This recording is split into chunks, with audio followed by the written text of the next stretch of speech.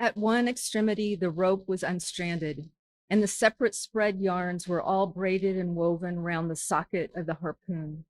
The pool was then driven hard up into the socket. From the lower end, the rope was traced halfway along the pole's length and firmly secured so with intertwistings of twine. This done, pole, iron, and rope, like the three fates, remained inseparable, and Ahab moodily stalked away with the weapon, the sound of his ivory leg and the sound of the hickory pole, both hollowly ringing along every plank.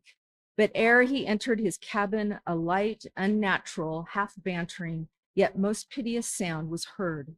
"Oh, Pip, thy wretched laugh, thy idle but unresting eye, all thy strange mummeries not meaning blended with the black tragedy of the melancholy ship, and mocked it." Chapter 114, The Gilder.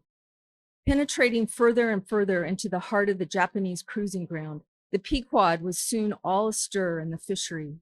Often in mild, pleasant weather, for 12, 15, 18, and 20 hours on the stretch, they were engaged in the boats, steadily pulling or sailing or paddling after the whales, or for an interlude of 60 or 70 minutes, calmly awaiting their uprising, though with but small success for their pains.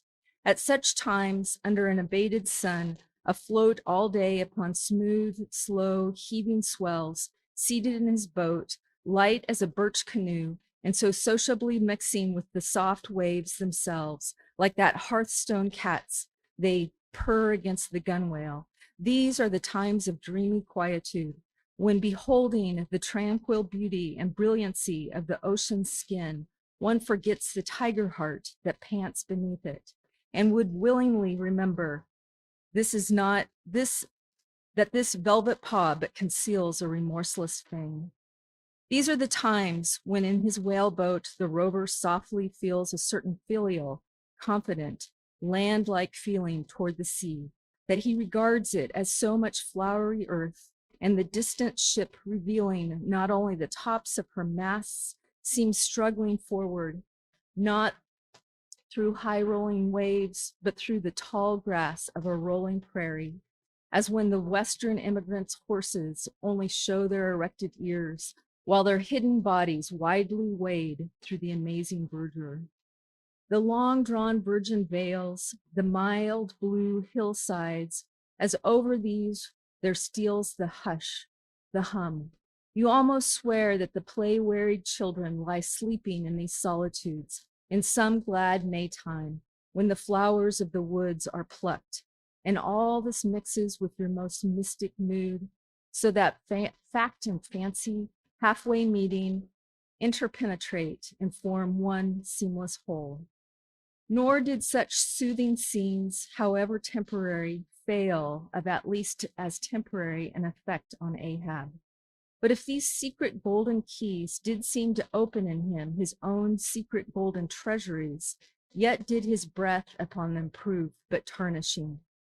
O grassy glades, O ever vernal endless landscapes in the soul, in ye, though long parched by the dead drought of the earthy life, in ye men yet may roll like young horses in new morning clover, and for some few fleeting moments feel the cool dew of the life immortal on them. Would to God these blessed calms would last. But the mingling threads of life are woven by warp and woof, calms crossed by storms, a storm for every calm. There is no steady, unretracing progress in this life. We do not advance through fixed gradations, and at the last one pause. Through infancy's unconscious spell, boyhood's thoughtless faith, adolescence, doubt, the common doom, then skepticism, then disbelief, resting at last in manhood's pondering repose of if. But once gone through, we trace the round again in our infants, boys, and men, and ifs eternally.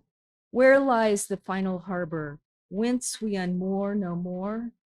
In what rapt either sails the world, of which the weariest will never weary? Where is the founding's father hidden? Our souls are like those orphans whose unwedded mothers die in bearing them. The secret of our paternity lies in their grave, and we must dare to learn it. At the same day, too, gazing far down from his boat's side into the same golden sea, Starbuck lowly murmured, loveliness, unfathomable, as ever lover saw in his young bride's eye. Tell me not if thy tiered sharks in thy kidnapping cannibal ways, let faith oust fact, let fancy oust memory. I look deep down and do believe. And Stubb, fish-like, with sparkling scales, leaped up in that same golden light. I am Stubb, and Stubb has his history, but here Stubb takes oaths that he has always been jolly.